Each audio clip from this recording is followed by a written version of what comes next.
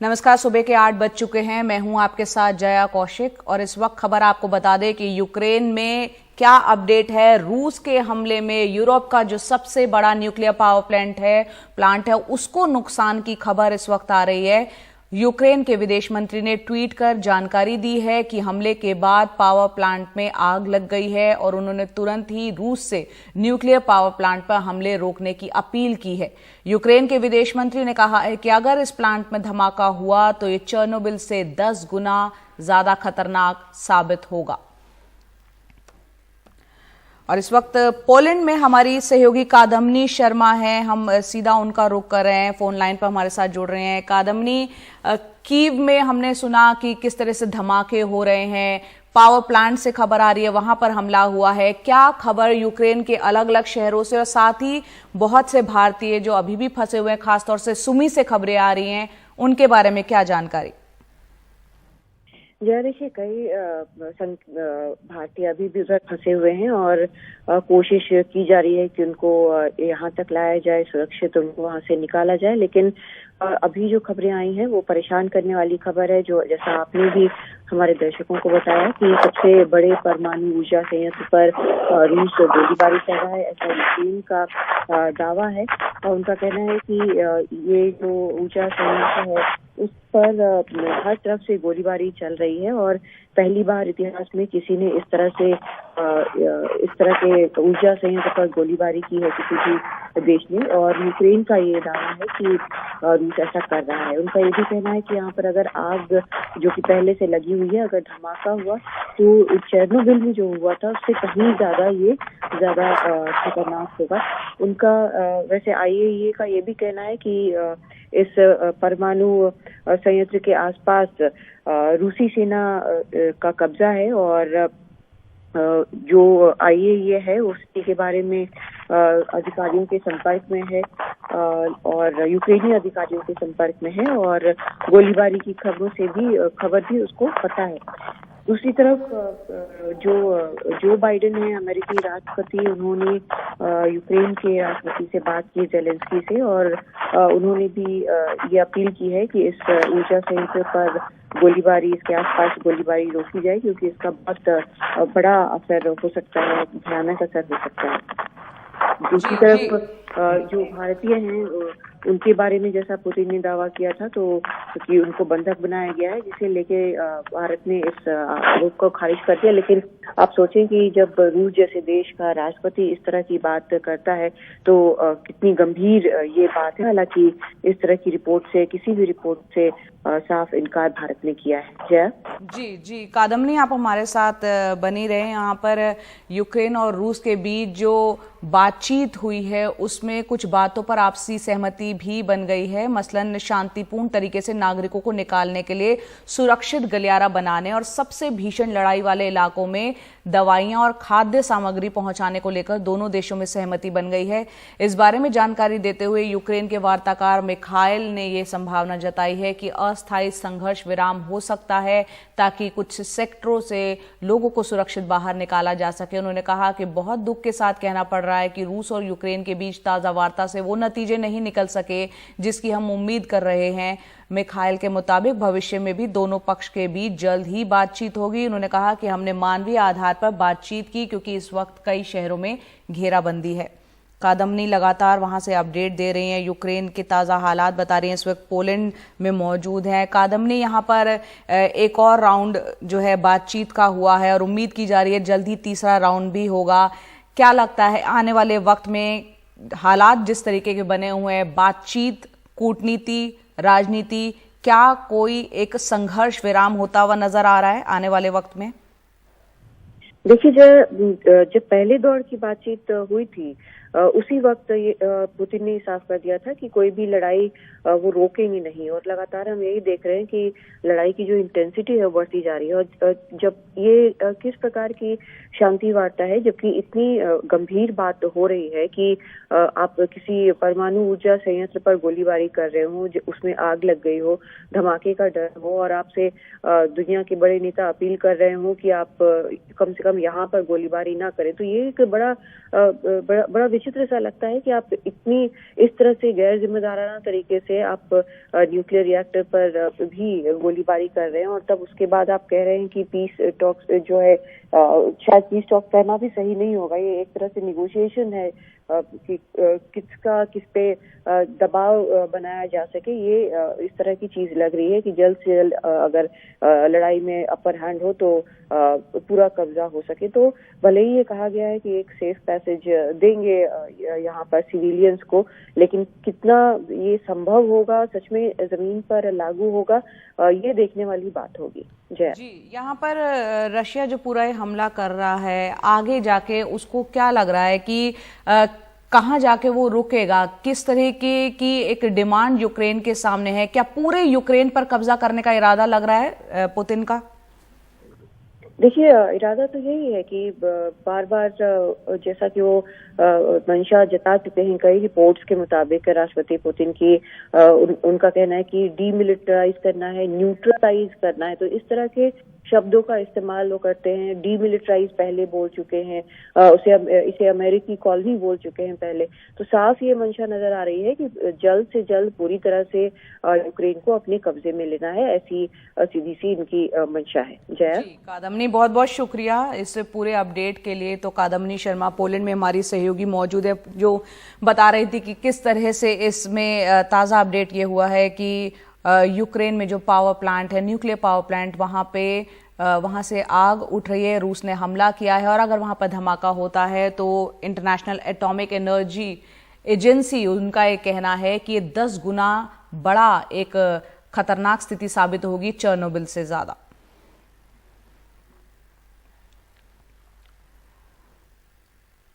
तो यूक्रेन में रूस के हमले लगातार तेज होते चले जा रहे हैं और खार्किव में तबाही मचाने और उस पर कब्जा करके बाद में रूसी सेना ने अब यूक्रेन की राजधानी कीव की घेराबंदी कर दी है।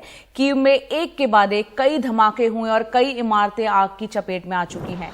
कीव के आसपास बोरोजाका और अन्य इलाकों में बमबारी से कई इमारतों को खासा नुकसान पहुंचा है। कई लोगों के घर रॉकेट और मिसाइल से पूरी तरह से तबाह हो चुके हैं। बमबारी से किस तरह से तबाही मची और कीव में कई धमाके हुए, उसकी तस्वीरें आप देख पा रहे हैं।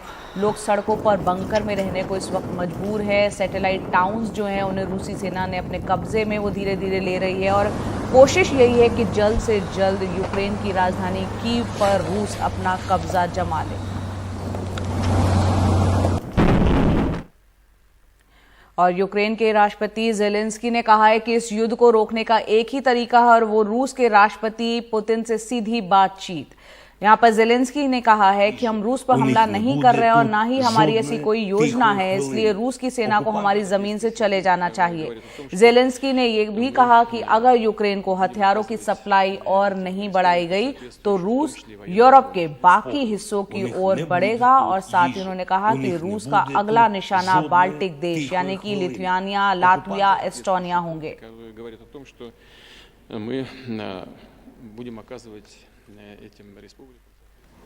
और फ्रांस के राष्ट्रपति इमैनुअल मैक्रों ने गुरुवार को रूस के राष्ट्रपति पुतिन से बातचीत के बाद कहा कि यूक्रेन में सबसे बुरे हालात आने अभी बाकी हैं। फ्रांस के राष्ट्रपति मैक्रों ने पुतिन से फोन पर 90 मिनट तक बात की। मैक्रों ने इस बातचीत के बाद कहा कि पुतिन अब पूरे यूक्रेन पर कब्जा करना चाहते हैं। रिपोर्ट्स के मुताबिक व्लादिमीर पुतिन ने बातचीत के दौरान मैक्रों से कहा कि यूक्रेन में रूस के अभियान का लक्ष्य उसे सेना विहीन करना और तटस्थ हालात वहां पर बनाना है। साथ ही पुतिन ने कहा कि हम किसी भी हालत में ये लक्ष्य हासिल करेंगे। यूक्रेन के सुमी शहर में भी लगातार हमले हो रहे हैं और सुमी में अब भी कई भारतीय छात्र फंसे हुए हैं। हमले सुमी स्टेट यूनिवर्सिटी के आसपास के इलाके में भी हुए हैं। कैंपस के पास ही एक धमाका हुआ जिसके बाद छात्र बंकर में शरण ले रहे हैं। छात्राओं का कहना है कि अब उनके पास खाने पीने का सामान भी धीरे धीरे खत्म हो रहा है। और सुमी से 3 छात्राओं ने अपना एक वीडियो बनाया है, वो भेजा है। आइए सुनते हैं वो क्या कह रही हैं।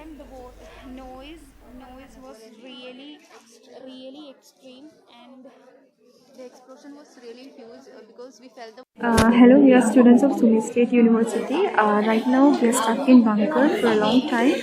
We ran after hearing a great explosion outside, and that's why we were here. And right now, there is no electricity, and there is shortage of water. We just when we heard that bombardment sound, we just took our passport and we ran into the bunkers. We were really so scared. This time the noise was really extreme, and the explosion was really huge because we felt the vibration in this bunker. So it was really scary, and also the food is like so much is finished now right now, and the water is like we can only survive for little more like that. The food supplies and waters are extremely shortage. So actually we are waiting for in order to pass the border, as we have mentioned before, it's only 1.5 hours from our place, and buses are waiting there. At this last moment we heard this voice and we were shifted here. So now our current situation is like Ukraine government is not allowing us to travel to the border. So please concern authorities, do whatever you can at this moment. Please, as soon as possible, please take some immediate action, or else we will die for sure. तो यहाँ पर छात्राएं किस तरह के हालात बने हुए हैं, उन पर क्या आप बीती है, वो बता रही थी कि वो उनको वहां से जल्द निकाला जाए। सुमी में भारत के और भी कई छात्र फंसे हुए हैं। ऐसे ही कुछ और छात्रों ने वीडियो भेजकर हमें अपनी मुश्किलें बताई, सरकार से उन्हें सुरक्षित निकालने की अपील की है। यहाँ पे सुमी स्टेट यूनिवर्सिटी के छात्र हैं जो यहाँ पे अभी फंस चुके हैं वॉर की सिचुएशंस में। हमें यहाँ पे इवैक्यूएशन नहीं कराया जा रहा है। हमारे आसपास के सभी खारकोव और दूसरे भी सिटी से यहाँ पे इवैक्यूएशन हो चुका है, बट हमारा अभी तक कुछ भी नहीं बना है। हमारी प्रशासन से बात हो रही है, बट हमारी कोई सुनी नहीं जा रही है। यहाँ पे खाने के स्टॉक सब खत्म हो चुके हैं। हम सभी स्टूडेंट यहाँ पे फंस चुके हैं। हमारी प्रशासन से निवेदन है कि हमारी बात को सुना जाए। एक्सटर्नल अफेयर मिनिस्टर वगैरह और एमएससी से हमारी किसी से भी कोई खासकर बातचीत नहीं हो पा रही है। हमारे शहर में कोई भी मेट्रो स्टेशन या ऐसा कुछ नहीं है जहाँ पे हम छुप सके। यहाँ पे सारी ओल्ड बिल्डिंग्स हैं जिनके नीचे हम रहकर अपना गुजारा कर रहे हैं। प्लीज मेरी ये रिक्वेस्ट है कि आप इस शहर की तरफ भी थोड़ा ध्यान दें, क्योंकि हमारे पास वाले सिटीज खारकोव या कीव उन पे सब बोल रहे हैं कि उनके लिए एडवाइजरीज जारी की जा रही है, बट हमारे शहर के लिए अभी तक कुछ भी नहीं आया है। हम और कुछ नहीं चाहते, हम अब सिर्फ अपने घर जाना चाहते हैं। यूनिवर्सिटी और कुछ दिक्कतों के चलते हमें यहाँ पे रुकना पड़ा था, इसलिए हम घर नहीं वापस आ पाए। नॉर्थ ईस्ट साइड पे है और जितने भी बॉर्डर्स खुले हुए हैं वो सारे वेस्टर्न साइड पे हैं, और यहाँ से ट्रैवल करना बिल्कुल भी पॉसिबल नहीं है क्योंकि रोड्स, रेलवे कुछ भी काम नहीं कर रहा है। तो we are stuck on the north eastern side, और यहाँ पे सिर्फ हमारे पास एक रशियन बॉर्डर है जो कि 48 किलोमीटर पर है। अगर हमें उस जरिए कहीं से निकाला जा सकता है तो हम प्लीज एक हेल्प मांग रहे हैं कि अगर हमारी आवाज गवर्नमेंट तक पहुंचाई जा सके। तो यूक्रेन से भारत लौटने का सिलसिला भारतीय छात्रों का जारी है, और सुरक्षित लौटने के बाद जो सबसे बड़ा सवाल इन छात्रों के सामने खड़ा है वो है उनके भविष्य का। ज्यादातर छात्र मेडिकल स्टूडेंट हैं, इन्हें अब तक नहीं पता कि आगे उनके भविष्य में अब क्या होगा, जंग कितनी लंबी खींचेगी और वो अपने यूनिवर्सिटी लौट पाएं तो उनकी पढ़ाई कैसे होगी, डिग्री कैसे मिलेगी, कई सवाल उनके मन में कौंध रहे हैं। आइए देखते हैं रिपोर्ट।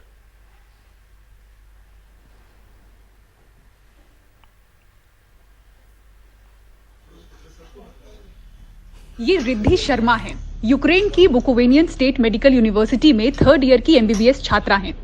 28 फरवरी को यूक्रेन से भारत लौटी हैं। अब इनके परिवार के सामने सबसे बड़ी चिंता है कि उनका आगे क्या होगा, डिग्री कैसे पूरी होगी। हम लोग जो है वो फॉरेन भेजते हैं हमारे बच्चों को पढ़ाई करने के लिए, क्योंकि वहाँ पे सस्ते में पढ़ाई होती है और अच्छी भी पढ़ाई होती है। तो मेरी गवर्नमेंट से यही गुजारिश है कि जो फीस है वो कम कर दिया जाए, फॉरेन यूनिवर्सिटी के कंपेयर में कर दिया जाए वो फीस करीबन 20 से 30 लाख रुपए में। अभिभावकों की चिंता को देखते हुए महाराष्ट्र सरकार ने आश्वासन दिया है कि वो जल्द ही यूक्रेन और रूस के मेडिकल पाठ्यक्रमों और उसकी फीस का अध्ययन करेगी और केंद्र के साथ मिलकर कोई हल निकालेगी। हम यूक्रेन, रूस और बाकी मेडिकल शिक्षण संस्थानों की फीस समझ रहे हैं। हमारी सरकार इस ओर देख रही है। इस पर विस्तारित जानकारी आने के बाद आपको जानकारी दे दी जाएगी। जो अभिभावक देश के बाहर पढ़ाई के लिए जाते हैं, इसके कारण क्या हैं और उनकी व्यवस्था अगर हम यहाँ उपलब्ध करा दें, इस संदर्भ में कुछ काम होना जरूरी है। राज्य और केंद्र को मिलकर इस पर काम करना पड़ेगा। यूक्रेन में एमबीबीएस की पढ़ाई 25 से 30 लाख में पूरी हो जाती है। भारत में इसमें अमूमन 80 लाख से 1 करोड़ तक लग जाते हैं। भारत में सरकारी मेडिकल कॉलेजों में एडमिशन के लिए नीट में अच्छे नंबर चाहिए। यूक्रेन में बस नीट पास कर जाने से ही दाखिला हो सकता है। भारत में इंटर्नशिप सहित पढ़ाई करीब 5.5 साल में पूरी हो जाती है। रूस, चीन या यूक्रेन में 6 साल लग जाते हैं। भारत में एमबीबीएस की करीब 85,000 सीटें हैं, जबकि हर साल औसतन 15 लाख लोग एडमिशन चाहते हैं। भारत में नेशनल मेडिकल कमीशन की गाइडलाइन के अनुसार दूसरे देशों के छात्र यहां की यूनिवर्सिटी में ट्रांसफर नहीं ले सकते हैं, पर मौजूदा स्थिति में विशेषज्ञ कई सुझाव दे रहे हैं। इन सभी बच्चों के लिए भारत में जो मेडिकल कॉलेजेस है, उनकी सेकंड टर्म में जहाँ एडमिशन होने के बाद जो दूसरी टर्म रहती है, जहाँ पर एडमिशन्स नहीं होते, वहाँ पर उनको एडमिशन दिए जा सकते हैं। इस तरह की जो बातें हैं ये पहले भी हो चुकी है। भारत में और यूक्रेन में जो मेडिकल एजुकेशन की सिस्टम है उनमें काफ़ी फ़र्क है। भारत में थियोरी और प्रैक्टिकल दोनों पर ही उतना वजन दिया जाता है। यूरोपियन कंट्रीज़ में और यूक्रेन में केस स्टडीज़ में ज़्यादा जोर दिया जाता है, इसलिए उनको उस तरह से ओरिएंट करना पड़ेगा। दूसरी बात यह है कि इन देशों में भारत में जो बीमारियां हैं वो अलग टाइप की रहती है और यूक्रेन जैसे देशों में जो बीमारियां हैं वो भी अलग रहती है। यूक्रेन की ज्यादातर मेडिकल यूनिवर्सिटीज में मार्च के दूसरे हफ्ते तक क्लास बंद करने की जानकारी दी गई है। भविष्य को लेकर सिर्फ अंधकार है। ऐसे में नजरें सरकार पर टिकी हैं और सवाल है, क्या हालात को देखते हुए कुछ नियमों में बदलाव मुमकिन है? नासिक से किशोर बेलसेरे के साथ मुंबई से पूजा भारद्वाज, एनडीटीवी इंडिया। और अब बात करते हैं चुनाव की। उत्तर प्रदेश में 6 चरण का चुनाव हो चुका है। 7वां चरण 7 तारीख को होगा, लेकिन बीजेपी को जीत का पूरा भरोसा है। यूपी चुनाव पर बीजेपी सांसद मनोज तिवारी से वाराणसी में बात की हमारे सहयोगी ओसामा ने। मनोज जी, एनडीटीवी के साथ बात करने के लिए बहुत बहुत धन्यवाद। आज छठे चरण का चुनाव कंप्लीट हो गया है। कितना कॉन्फिडेंट हैं आप आज? कॉन्फिडेंस लेवल बहुत हाई है और हम तो 5वें चरण की समाप्ति पे ही बहुमत का आंकड़ा, हमारा जितना सर्वे है उसमें हम लोग टच कर चुके थे। आज छठे चरण का चुनाव संपन्न हो गया है और अगर मैं अभी ये मेरी 95वीं सभा है, मैंने जो 94 सभा में देखा है, अगर हम 300 से 326 भी हो जाएं तो किसी को आश्चर्य नहीं होना चाहिए, ईवीएम को दोष नहीं देना चाहिए। ऐसा स्थिति है। हम पूर्वांचल में हैं इस समय और पूर्वांचल का जो जातीय समीकरण है वो माना जाता है कि काफ़ी इम्पोर्टेंट होता है। 2007 में बीएसपी ने 70 सीट लाई यहाँ पे और उनकी सरकार बनी। उसके बाद समाजवादी पार्टी 80 सीट लेके आई, उनकी सरकार बनी। 2017 में बीजेपी ने 100 सीट लाया है यहाँ पे। क्या जातीय समीकरण यहाँ पे इतना ज़्यादा इम्पोर्टेंट है आपके हिसाब से? देखिए, जो जातीय खेल था ना वो खत्म हो गया उत्तर प्रदेश से। अब ये वही लोग जातीय खेल खेल रहे हैं जो काम नहीं करते हैं, या जिन लोगों ने आतंकवादियों के साथ फोटो खिंचवाई होगी, या जो टोटी लेके भाग गए होंगे।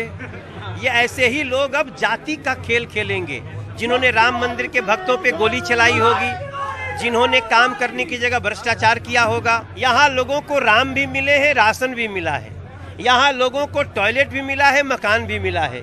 यहाँ लोगों को सुख भी मिला है, सम्मान भी मिला है, जीवन भी मिला है, वैक्सीन भी मिला है, बिना किसी जातीय भेदभाव के मिला है, बिना किसी धार्मिक भेदभाव के मिला है। इसलिए आपको मैं एनडीटीवी के थ्रू देश को बताना चाहता हूँ कि उत्तर प्रदेश जाति पाति के भेदभाव से बहुत ऊपर उठ गया है। यहाँ पर अपना दल और निषाद पार्टी के साथ जो गठबंधन किया है वो उसके बारे में फिर आप क्या कहेंगे? हमारा बहुत पुराना गठबंधन है। हम दलों से गठबंधन किए हैं, जातियों से गठबंधन नहीं किए। दल तो कोई भी हो सकता है, अपना दल। लेकिन रोजगार के लिए सबसे पहले सुरक्षा जरूरी है, वो दिया गया। फिर इंफ्रास्ट्रक्चर जरूरी है, वो दिया गया। फिर उसके बाद उनको वन विंडो सुविधा दी गई। ये काम तो नरेंद्र मोदी जी ने सीक्वेंस में किया है। वो तो अखिलेश जी के जेहन में भी नहीं आ सकता है कि रोजगार का पहला चरण क्या होता है, पहला स्टेप क्या होता है। अच्छा, हम आखिर में हम मनोज तिवारी जी से बात कर रहे हैं और ऐसा हो ही नहीं सकता कि हम मनोज तिवारी जी से बात करें और मनोज तिवारी जी हमें कुछ गा कर ना सुनाएं। नहीं, मैं देखिए, मेरा एक नया गाना आया है, कि सड़कों का जाल बिछा है, दो नया एम्स खुला है, गन्ने का मूल्य मिल रहा, 30 मेडिकल कॉलेज दे दी, धूम मची है फिल्म सिटी की, निर्भय यूपी की बेटियां, सबकी थाली में रोटियां, किसने सोचा था ऐसा यूपी बनेगा, लूट की कमाई पर बुलडोजर चलेगा। गुड मॉर्निंग इंडिया में आपका स्वागत है। मैं हूं शारिक खान। अभी की बड़ी खबर, कीव में एक भारतीय छात्र को गोली लगने की खबर आ रही है। केंद्रीय मंत्री वीके सिंह ने इस बात की जानकारी दी है। खबर है कि कीव छोड़ते वक्त छात्र को गोली लगी। घायल छात्र को वापस इलाज के लिए कीव ले जाने की खबर है। यहां आपको बता दें, जो रेस्क्यू करने को लेकर जो बात है उस पर कहा है कि हमारा लक्ष्य है कम से कम नुकसान में ज्यादा रेस्क्यू किए जाए। वीके सिंह ने यह कहा है, लेकिन छात्र जिसे गोली लगी है उसकी हालत कैसी है अभी इस बारे में ज्यादा जानकारी नहीं आ पाई है। लेकिन वीके सिंह क्या कह रहे हैं, आइए वो सुनते हैं। हमेशा इसी उसमें रहते हैं कि किस तरह अपने बच्चे सुरक्षित निकालें। कुछ हमारे खारकीव के अंदर 1-2 बच्चों का नुकसान भी हुआ है। अभी आज मेरे ख्याल से खबर आई थी कि कीव के अंदर एक बच्चा जो आ रहा था उसके भी गोली लगी, वो वाकई उसको कीव ले गए फिर दोबारा रास्ते में से। ये लड़ाई के अंदर तो होगा और हम ये देख रहे हैं कि कम से कम नुकसान में हमारे ज्यादा से ज्यादा बच्चे निकल आते। तो यूक्रेन में रूस के हमले में यूरोप के सबसे बड़े न्यूक्लियर पावर प्लांट को भी नुकसान की खबर है। यूक्रेन के विदेश मंत्री ने ट्वीट कर यह जानकारी दी कि हमले के बाद पावर प्लांट में आग लग गई है। उन्होंने तुरंत ही रूस से न्यूक्लियर पावर प्लांट पर हमले रोकने की अपील की। यूक्रेन के विदेश मंत्री ने कहा, अगर इस प्लांट में धमाका हुआ तो यह चेर्नोबिल से ज्यादा यानी 10 गुना ज्यादा खतरनाक साबित हो सकता है। इस हमले के बाद यूक्रेन के राष्ट्रपति ने एक बयान जारी किया जिसमें उन्होंने कहा कि यूरोप को जागने की जरूरत है और अगर धमाका हुआ तो पूरा यूरोप खत्म हो जाएगा। उमा शंकर सिंह हैं हमारे वरिष्ठ सहयोगी, हमारे साथ इस वक्त मौजूद। सीधे उनके पास चलते हैं, उनसे बात करते हैं। उमा, 2 खबरें हैं। पहली खबर जो अभी अभी आई है, अगर उसके बारे में आपके पास अपडेट हो तो जरूर दर्शकों को बताएं कि भारतीय छात्र को गोली लगने की खबर है। इस पर क्या कोई अपडेट है आपके पास? और दूसरा, जो पावर प्लांट पर हमले की खबर है, जो न्यूक्लियर पावर प्लांट पर हमले की खबर है, जिसको लेकर कहा है कि पूरा यूरोप तहस नहस हो जाएगा, उसको लेकर भी अगर अपडेट आप दे पाएं। जी शारिक, देखिए, क्योंकि ये खुद जो वीके सिंह हैं मंत्री हैं, उनकी तरफ से बयान आया है तो इस बात की तो तस्दीक हो गई है कि एक भारतीय छात्र को गोली लगी है। विदेश मंत्रालय की तरफ से इस पर अभी औपचारिक तौर पे कोई जानकारी नहीं दी गई है कि आखिरकार उस छात्र की हालत कैसी है, लेकिन जैसा कि वीके सिंह ने खुद बताया कि उसे वापस ले जाया गया है और वो हॉस्पिटल में है। हम उम्मीद करते हैं कि थोड़ी देर में उस छात्र के बारे में जो उनकी जो स्थिति है अभी उसके बारे में जानकारी मिलेगी। जहां तक आपके दूसरे सवाल का जवाब है तो ये एक बहुत ही खतरनाक मोड़ पे आ गया है। रूस का जो हमला है यूक्रेन पर, उस सिलसिले में जो खुद राष्ट्रपति यूक्रेन के हैं उन्होंने एक वीडियो बयान जारी किया है जिसका तर्जुमा अगर मैं कर पाऊं तो उसमें वो कह रहे हैं कि अगर यूरोप अभी भी नहीं जागा तो यूरोप खत्म हो जाएगा, क्योंकि जो चेर्नोबिल का जो हादसा हुआ था उससे कहीं 6 गुना ज्यादा बड़ा ये परमाणु संयंत्र है और इसमें 6 परमाणु ब्लॉक्स हैं। तो उस पर गोलाबारी कर रहा है रूस और टैंक से हमले किए जा रहे हैं और इसलिए ये काफी खतरनाक स्थिति में है। उन्होंने ये भी कहा है कि हम नहीं जानते कि इसमें विस्फोट होगा या नहीं होगा, लेकिन अगर हुआ तो ये पूरे यूरोप को अपनी जद में ले लेगा। और जिस तरह से चेर्नोबिल के समय लाखों की तादाद में लोगों को इवैक्यूएट करना पड़ा था, उसके बावजूद भी हजारों की तादाद में लोगों की जान गई थी कैंसर के तौर पे और दूसरी घातक बीमारियों के तौर पे, तो ऐसी स्थिति यहां भी पैदा हो जाएगी। इसलिए सबको मिलकर रूस को रोकने की जरूरत है और इसलिए उन्होंने आगाह किया है तमाम जो यूरोपीय नेता हैं और जो अमेरिका है उसको इस वीडियो बयान में। तो एक बहुत ही चिंता की बात निकलकर यूक्रेन से सामने आ रही है। उन्होंने ये भी कहा है कि पहली बार ऐसा हो रहा है कि कोई न्यूक्लियर प्लांट पर अटैक कर रहा है और पता है कि अगर उसमें किसी तरह का नुकसान पहुंचा तो कितना बड़ा हादसा हो सकता है। तो सारी चिंता अब इस बात को लेकर है। इसलिए IAEA जो कि निगरानी उसने निगरानी दल से बात की है, वहां की जो रेडियो एक्टिविटी जो है, रेडियो एक्टिव जो वातावरण में क्या है अभी उसका माप लिया गया है और नजर रखी जा रही है कि आखिरकार सरकार किस दिशा में आगे बढ़ रहा है। लेकिन इस बीच रूस को रोकने के लिए राष्ट्रपति जो बाइडेन, जो कि अमेरिका के राष्ट्रपति हैं, उन्होंने भी अपील की है कि इस न्यूक्लियर पावर प्लांट पे अटैक न किया जाए।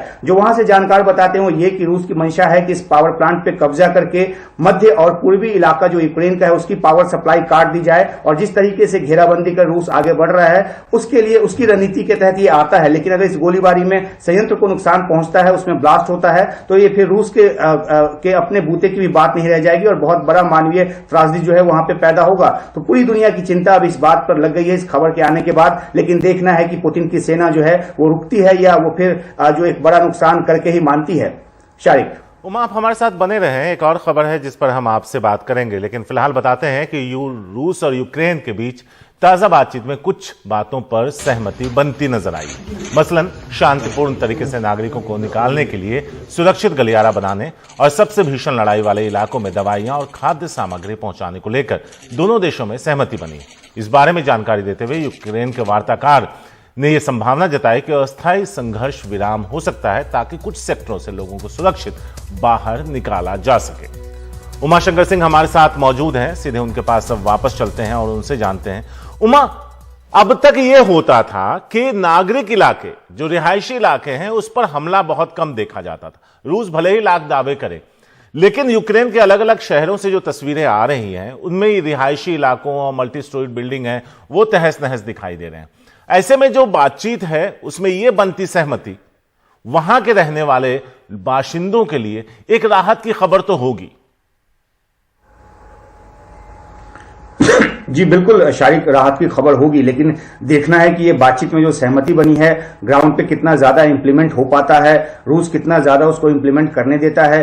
क्योंकि रूस की जो नीति है वो यही है कि जो भी शहर, जहां चाहे वो कीव हो या दूसरे, जैसे पहले की खार्किव में भी किया, कि पूरी तरह से ब्लॉकेड कर देता है ताकि वहां रसद पानी और जो मूलभूत जरूरत की चीजें हैं वो खत्म हो जाए, कम पड़ जाए। उसके बाद आत्मसमर्पण जो है उस इलाके में जो रूसी जो यूक्रेन के सशस्त्र बल है, जो सेना है, वो आत्मसमर्पण कर दे। तो इस तरह की रणनीति के साथ रूस आगे बढ़ रहा है। लेकिन ये अच्छी बात है कि अगर ऐसी सहमति जो बनी है उसको जमीन पे अगर लागू किया जाए तो उन लोगों तक जो कि घरों में बंद हैं, बंकरों में बंद हैं, जिनके पास खाने पीने की चीजों की कमी हो गई है, किल्लत हो गई है और वो इस तरह की दिक्कतों से जूझ रहे हैं, तो अब देखना है कि जो रूस जो कि एक तरफ न्यूक्लियर पावर प्लांट को अटैक कर रहा है, क्या दूसरी तरफ वो इस तरह की जो सहमति बनी है दूसरे दौर की बातचीत में उसको जमीन पे इंप्लीमेंट करने देता है, या फिर ये सिर्फ दुनिया को दिखाने के लिए इस तरह की बातचीत में ये नतीजा बताया गया है और जमीन पे ऐसा कुछ निकलकर सामने ना आए तो फिर उन लोगों के लिए त्रासदी की स्थिति होगी जो अभी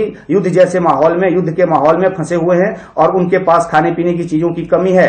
तो देखना है कि रूस की जो रणनीति है क्या दुनिया की आंखों में धूल झोंकने की है, क्योंकि अब तीसरे दौर की बातचीत की बात हो रही है। लेकिन उसके पहले अगर ये जो जिस सहमति जो बनी है रसद, दवा, इन सब बातों को पहुंचाने की, जो युद्ध के इलाके में लोग फंसे, अगर उसको जमीन पे लागू करने देता है रूस, तो उसकी मंशा एक अच्छी निकलकर सामने आएगी। कम से कम युद्ध जो थोपा उसने यूक्रेन में, उसके बीच भी। लेकिन जो ये बड़ी खबर आ रही है जिससे कि पूरे इलाके को, पूरे यूरोप को खतरा हो सकता है, पूरे यूक्रेन को खतरा हो सकता है, उस मामले में रूस क्या रुकता है या वो अपनी जिद के साथ आगे बढ़ता रहता है, ये देखने की बात होगी। क्योंकि पूरी दुनिया का जो नेतृत्व है अभी इस बात को लेकर चिंतित हो गया है और लगातार रूस को एक संदेश भेजने की कोशिश हो रही है कि इस तरह का अटैक न करे, न्यूक्लियर पावर प्लांट पे अटैक न करे, खतरनाक साबित हो सकता है। देखना है कि क्या रूस रुकता है या यूं ही आगे बढ़ता रहता है। शारिक, शुक्रिया उमा, विस्तार से समझाने के लिए वहां के हालात को लेकर कि वहां क्या कुछ हो रहा है,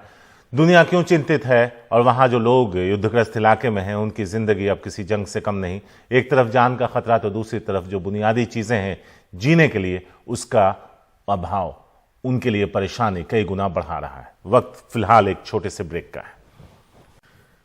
यूक्रेन के पूर्वोत्तर में भारतीय छात्र फंसे हैं जिनके लिए पश्चिमी सीमा तक जाना मुश्किल है, जबकि सुमी में लगातार हमले हो रहे हैं।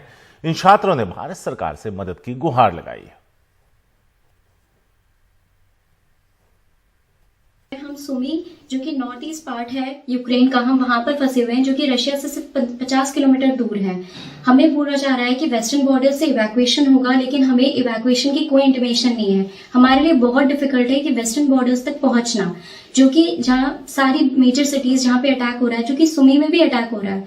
हम कैसे वहां तक पहुंचे जो कि 1200-1500 किलोमीटर दूर है।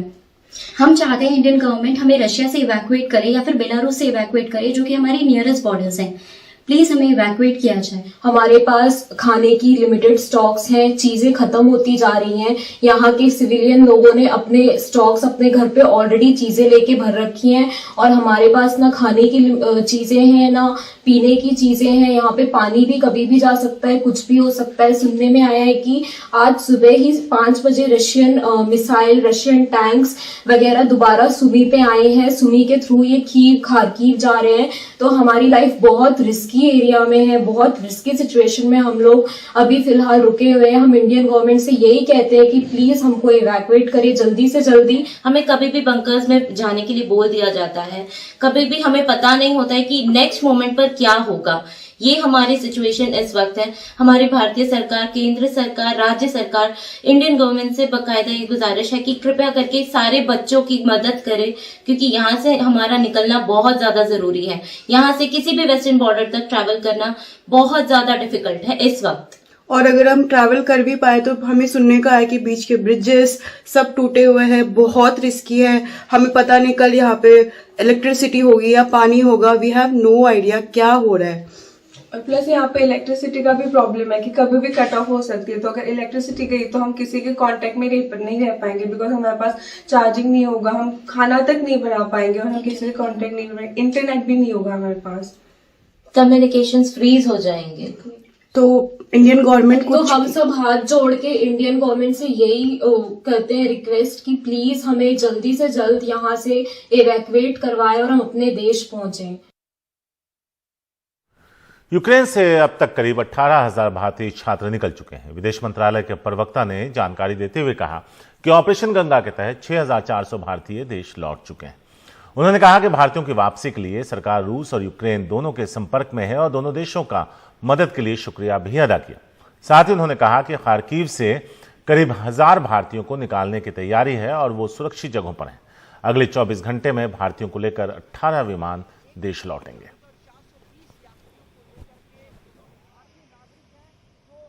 हमारे जितनी जानकारी है ऐसा कोई हॉस्टेज सिचुएशन नहीं है और हम ऐसा कोई रिपोर्ट नहीं है और हम कोऑर्डिनेट कर रहे हैं यूक्रेनियन साइड से भी कि उनका कोई स्पेशल ट्रेन वगैरह हो जाए। मैंने जैसे कहा फॉरेन सेक्रेटरी ने कल रात लेट नाइट पे बात की थी डिप्टी फॉरेन मिनिस्टर से कि कोई स्पेशल ट्रेन या और कोई सुविधा हो निकालने के लिए, क्योंकि अब वो आ गए हैं पश्चिम की तरफ, अब वो हैं पिसोचिन जगह में हैं और हम रूस के साथ तो बिल्कुल कांटेक्ट में ही, उनके इनपुट से ही ये हुए थे। तो ये सिचुएशन अभी है।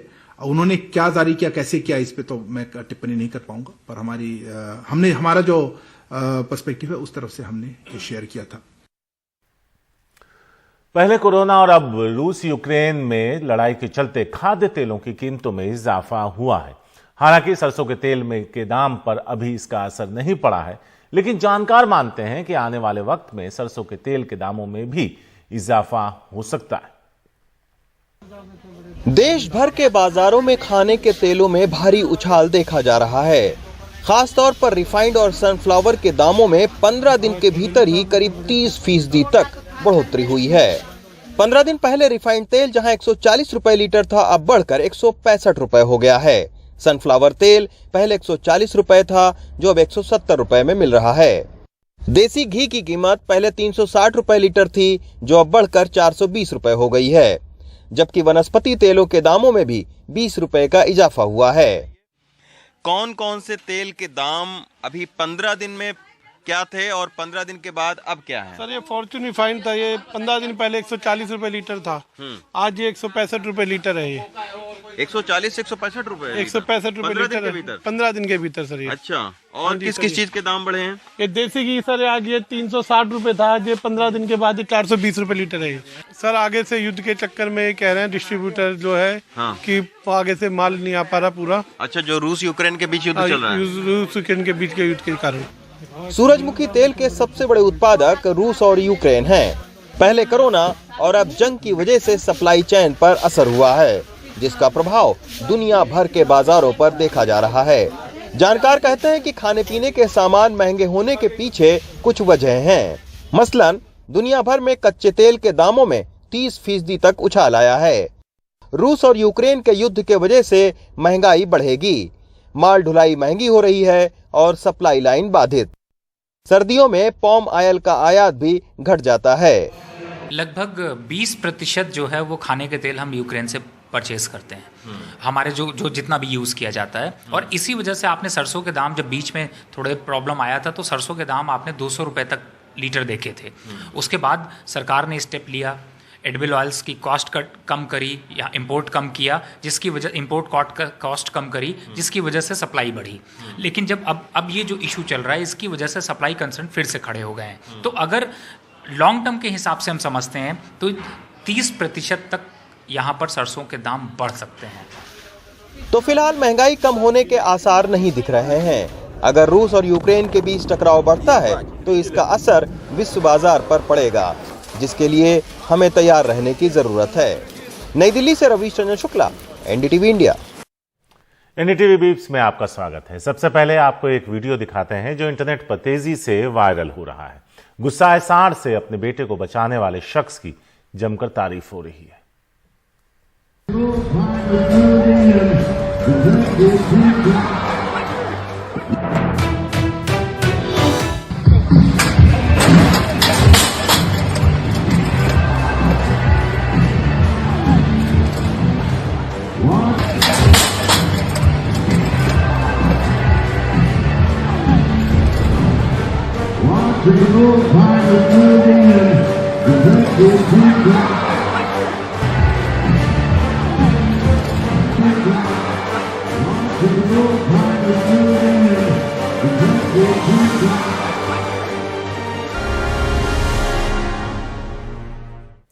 रूस यूक्रेन का युद्ध जारी है। यूक्रेन के लोग लगातार रूस को रोकने की कोशिश कर रहे हैं। कई वीडियो यूक्रेन से सामने आ रहे हैं। एक ऐसा ही वीडियो सामने आया जिसमें यूक्रेन के लोग अपने हाथों से एक गाड़ी को रोकते दिख रहे हैं।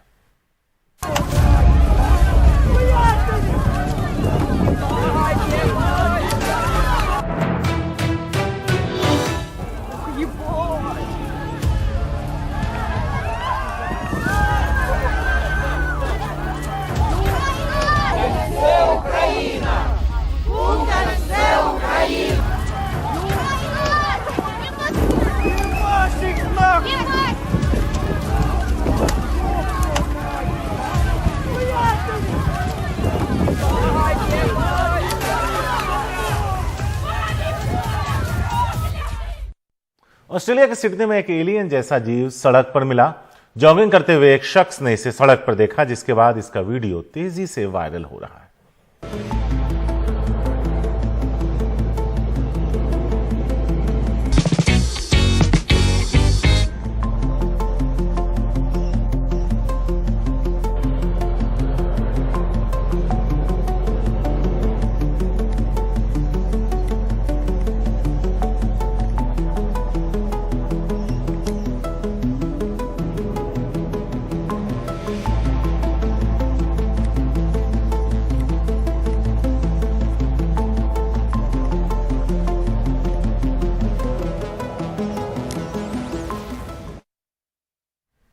यूक्रेन में फंसे भारतीयों का रेस्क्यू ऑपरेशन जारी है, लेकिन कुछ ऐसे भी बच्चे हैं जो अपने पालतू जानवरों को छोड़कर नहीं आना चाहते। यूक्रेन में पढ़ रहे ऐसे ही एक छात्र ऋषभ का एक वीडियो वायरल हुआ है।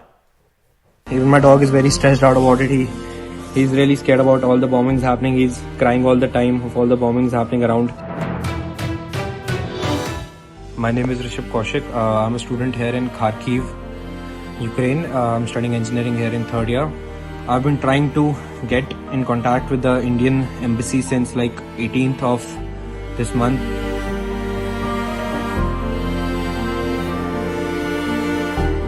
AQCS in Delhi, I've been trying to contact them. I've been emailing them everything.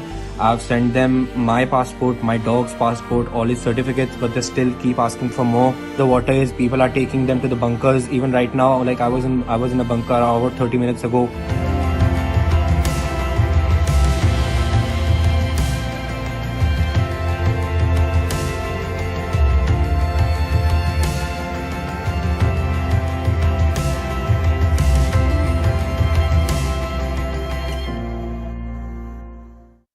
Rajasthan के उदयपुर में एक घोड़ा करीब 8 किलोमीटर तक एम्बुलेंस का पीछा करता रहा। दरअसल उस एम्बुलेंस में उसकी बीमार बहन को ले जाया जा रहा था।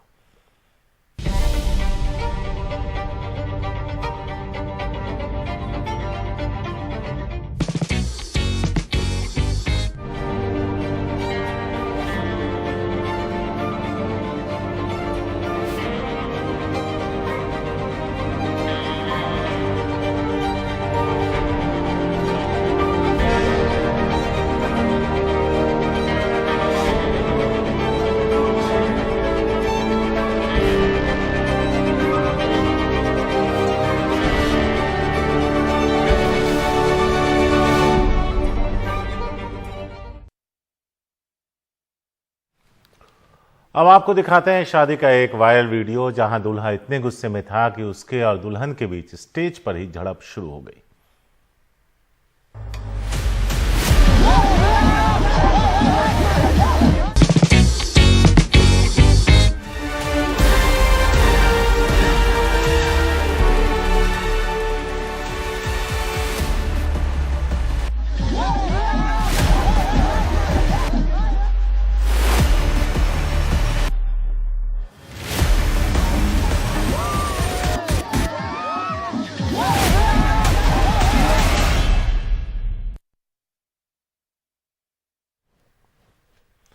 जम्मू कश्मीर में भूस्खलन का एक वीडियो सामने आया है। बनिहाल में बड़े बड़े पत्थर एक एक कर सड़क पर गिरने लगे, जिससे यातायात प्रभावित हो गया।